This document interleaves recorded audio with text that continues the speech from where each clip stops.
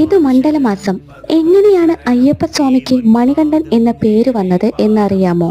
ഒരിക്കൽ പമ്പാ നദിയുടെ തീരത്തുള്ള വനത്തിൽ വേട്ടയ്ക്കായി ചെന്ന പന്തള രാജാവ് പ്രകൃതി ഭംഗിയിലും വെള്ളച്ചാട്ടങ്ങളുടെ മനോഹാരിതയിലും മുഴുകി നിൽക്കവേ വനത്തിനുള്ളിൽ നിന്ന് ഒരു കുഞ്ഞിന്റെ കരച്ചിൽ കേട്ടു.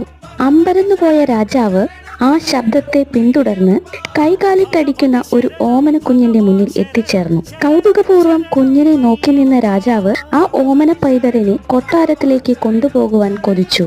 കുഞ്ഞിനെ നോക്കി നിന്ന രാജാവിന് മുൻപിൽ ഒരു സന്യാസി പ്രത്യക്ഷപ്പെട്ട് ആ കുഞ്ഞിനെ കൊട്ടാരത്തിലേക്ക് കൊണ്ടുപോകുവാനായിട്ട് നിർദ്ദേശം നൽകി. ഈ കുട്ടിയുടെ സാന്നിധ്യം കൊണ്ട് രാജവംശത്തിനു മേലുള്ള കരിനിഴലുകൾ നീങ്ങുമെന്നും അവന് 12 വയസ്സ് തികയുമ്പോൾ അവന്റെ ദിവ്യത്വം തെളിവാകുമെന്നും സന്യാസി രാജശേഖരനെ ഉണർത്തിച്ചു.